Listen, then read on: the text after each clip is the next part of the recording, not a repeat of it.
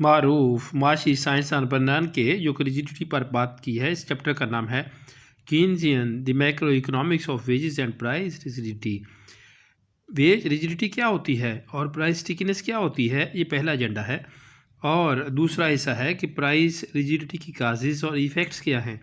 और तीसरा हिस्सा है कि प्राइस रिजिडिटी पर मॉनिटरी और फिस्कल पॉलिसी के असरात क्या हैं, और ऐसी सूरत में बिजनेस साइकिल और मैक्रो स्टेबिलिटी कैसे होगी।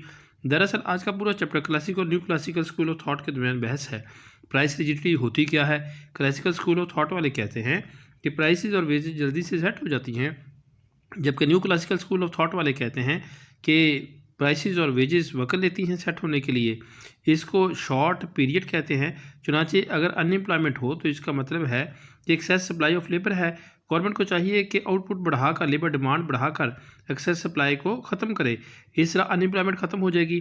क्लासिकल स्कूल ऑफ थॉट वाले नुक्ताचीनी की, और उन्होंने कहा कि न्यू क्लासिकल यानी कीन्जियन स्कूल ऑफ थॉट ने ये तो बता दिया कि प्राइसेस और वेजेस रिजिड होती हैं, लेकिन ये नहीं बताया कि इसकी वजूहत क्या है। मजीद कहा कि अगर वेजेस ज़्यादा होने की वजह से फर्म्स लेबर नहीं ले पा रही तो लेबर को चाहिए कि अपनी वेजेस कम कर दे और रिजिडिटी को ख़त्म कर दे।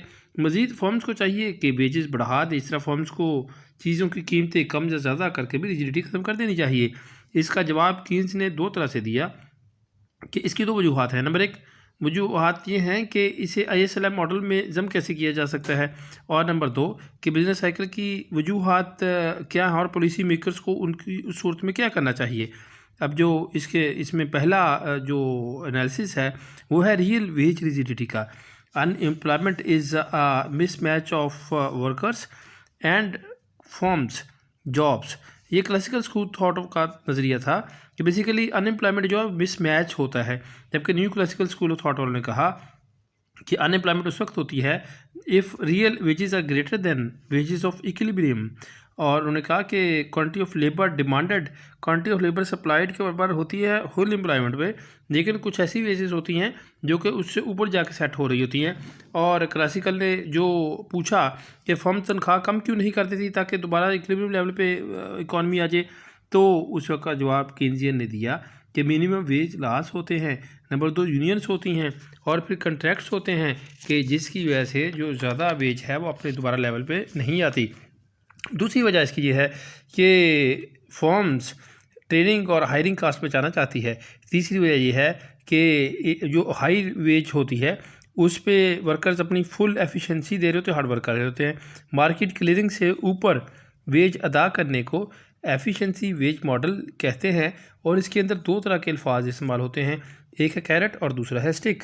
तो कैरेट से मुराद यहाँ पर है कि गिफ्ट्स, यानी गिफ्ट्स जो हैं जो कि उनको हाई वेज की सूरत में मिल रहे हैं वर्कर्स को, और स्टिक से मुराद है कि अगर वो यहाँ से निकाल दिए जाएंगे, फायर कर दिए जाएंगे, तो किसी दूसरी जगह पर उनकी वेजेस श्रिंक कर जाएंगी, और इस तरीके से वो अपनी ज़्यादा मैक्सिमम इसी जगह पे एफिशिएंसी देते हैं और हार्ड वर्क करते हैं। एफिशिएंसी वेज मॉडल को डिफ़ाइन कर लेने के बाद, यानी एफिशिएंसी वेज मॉडल में कहा गया है कि इक्विलिब्रियम लेवल से ऊपर जाके कैसी एफिशिएंट वेजेस सेट हो जाती हैं कि जिसकी वजह से अनएम्प्लॉयमेंट पैदा हो जाती है। क्योंकि अब ये हाई वेजेस की वजह से जो फर्म्स हैं वो कम लेबर्स को अपॉइंट कर सकती हैं, जबकि यही वेजेस कम होती तो फर्म जो है वो ज़्यादा लेबर्स को अफोर्ड कर सकती थी। इसके अंदर हमने चूँकि देखा कि क्रॉस कैरेट और स्टिक का कंसेप्ट देखा, और इसके बाद अभी हम देखते हैं कि जैसे इस फिग में भी है कि वेज डिटर्मिनेशन कैसे होती है इस एफिशिएंसी वेज मॉडल के अंदर।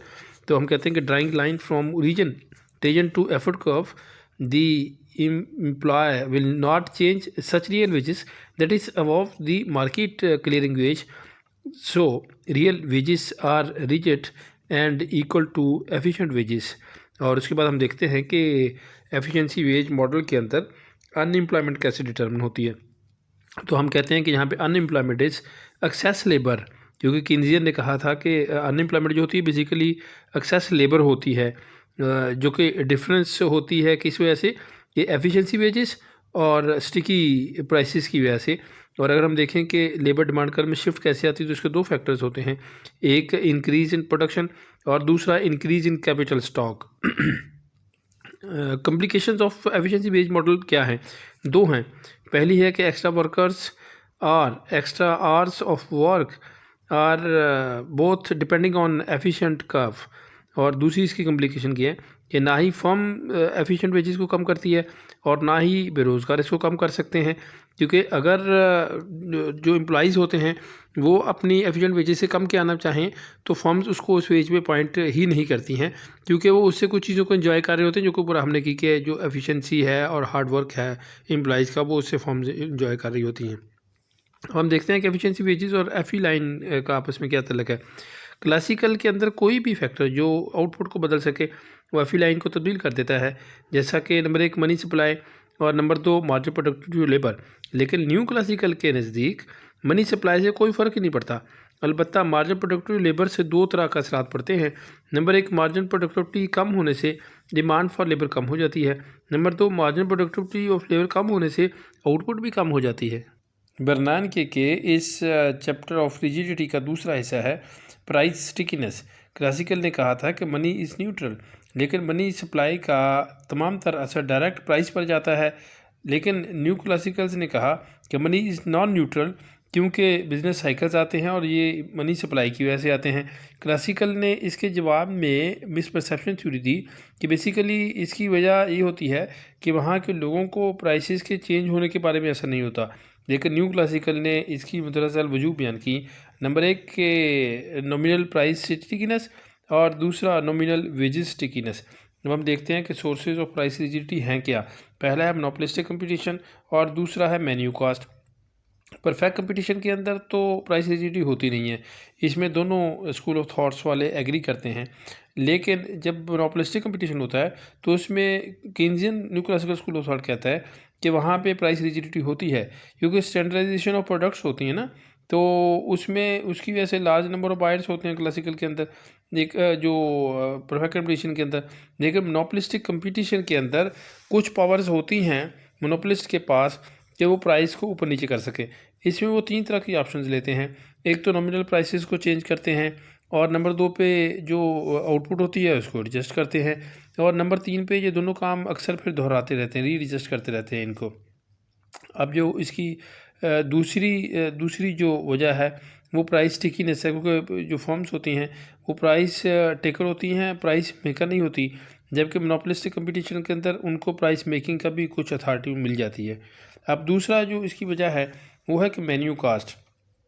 ये मेन्यू कास्ट है, इसको अगर हम प्राइस सेटलमेंट के साथ एडजस्ट करें तो वो ये होती है कि वो हो सकता है कि बाज़ का प्राइसेस में सिर्फ इतना इजाफा हो कि जो मेन्यू कास्ट होगी, यानी कि जो हमारी प्राइस लिस्ट होगी, इसको छुपवाने से वो कीमत में इजाफा भी कवर ना हो रहा हो। तो फर्म्स ये करती हैं कि उस वक़्त ऐसी सूरत हाल में मेन्यू कास्ट ही नहीं छपवाती और पिछली जो प्राइसेस होती हैं वही लेती रहती हैं, क्योंकि उनको इजाफी प्राइसेस लेने में कोई इतना फ़ायदा नहीं हो रहा था, बल्कि कास्ट ज़्यादा हो रही थी ना।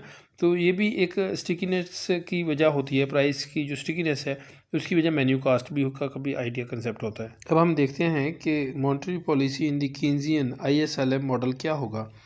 Money is not neutral according to Keynesian model. Prices are sticky, so we can increase output level through increase in the money supply in the short run only. हम देखेंगे कि मॉनेटरी पॉलिसी का ASAD model में क्या किरदार होता है। हम कहते हैं टू चेक इट्स इफेक्ट, कि जो कीन्सियन का जो एग्रीगेट डिमांड और सप्लाई में इफेक्ट चेक करने के लिए हम दो चीज़ों को देखते हैं कि रियल आउटपुट क्या है और प्राइस लेवल क्या है। ऊपर बयान करता तजिया दरअसल न्यू क्लासिकल का ही था। क्लासिकल के अंदर लॉन्ग रन इक्विलिब्रियम फ़ौरन हो जाता है, ना कि इसमें शॉर्ट रन एग्रीगेट सप्लाई का कोई दखल नहीं होता, जबकि न्यू क्लासिकल वाले मोनोपोलिस्टिक कंपटीशन में मेन्यू कास्ट की वजह से कीमतों में फ़ौरन फ़र्क ना आने की वजह से एग्रीगेट सप्लाई में फ़र्क ना आने की वजाहत करते हैं।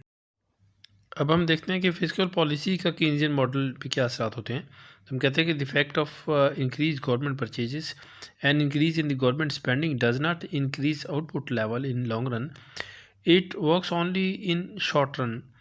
Rate of interest is increased in long run through increased government expenditure. Employment level also remain unchanged. ISLM model का इतलाक aggregate supply aggregate demand model पर इसी तरह है कि गवर्नमेंट एक्सपेंडिचर बढ़ने से एग्रीगेट डिमांड बढ़ गई, चुनाचे APL जो है एक नए इक्विलिब्रियम पर होगी, यहाँ आउटपुट ज़्यादा है, ये शॉर्ट रन के लिए है, लेकिन इसे एडजस्ट करने के लिए फर्म अपनी प्राइस बढ़ा देगी, चुनाचे आउटपुट लेवल दोबारा वहीं पे आ जाएगा जहाँ पे लॉन्ग रन में था। अभी हम देखते हैं कि टैक्सेस का इस पर क्या इफेक्ट होता है। तो टैक्स कम करने से आईएस दाईं तरफ ऊपर की तरफ शिफ्ट हो जाती है। जब टैक्स में छूट मिलती है तो खर्चा बढ़ता है, मुल्क की बचतें कम हो जाती हैं, जिससे इन्वेस्टमेंट ज़्यादा हो जाती है, जिससे गुड्स मार्केट क्लियरिंग हो जाती है और आईएस कर्व ऊपर की तरफ शिफ्ट हो जाती है। हमारी आज की डिस्कशन का चौथा और आखिरी एजेंडा है बिजनेस साइकिल और माइक्रो स्टेबिलिटी।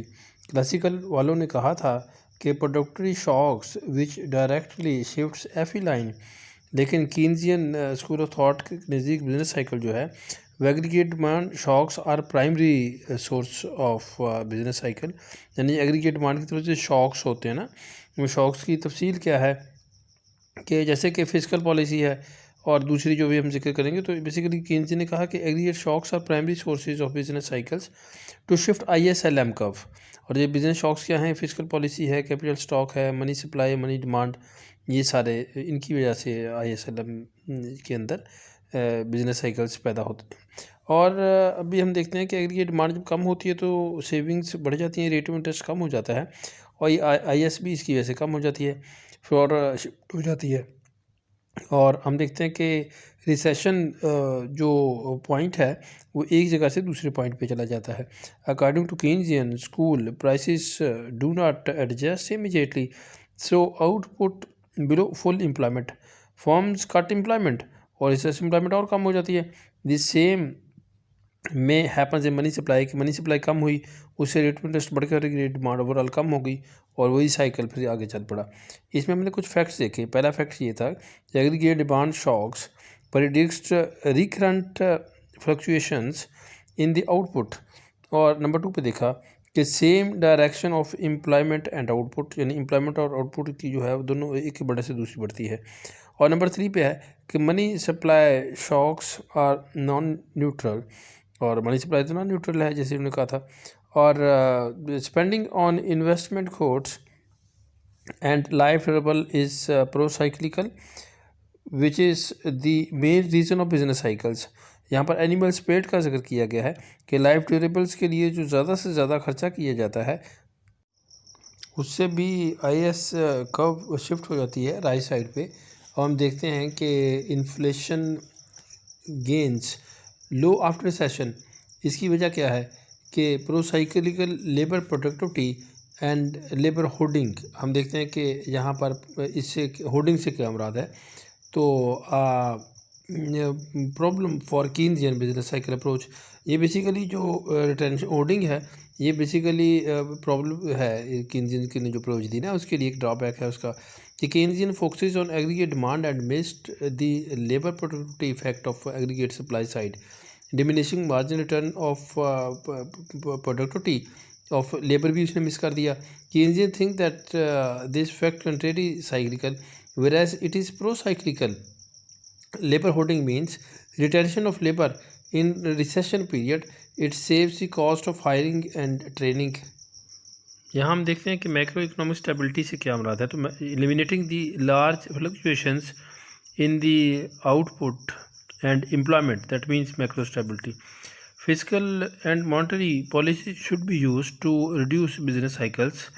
बिलफर्स, अगर एग्रीगेट डिमांड कम होने से सेविंग्स बढ़ गई, इन्वेस्टमेंट कम हो गई और IS कर्व शिफ्ट हो गई, तो इसमें 3 ऑप्शन हो सकती हैं। नंबर 1 ये है कि नो चेंज इन मॉनेटरी और फिजिकल पॉलिसी। दूसरी सिचुएशन ये हो सकती है कि इंक्रीज इन LM कर्व, यानी मनी सप्लाई बढ़ा दी जाए। और तीसरी ऑप्शन ये हो सकती है कि इंक्रीज इन गवर्नमेंट एक्सपेंडिचर।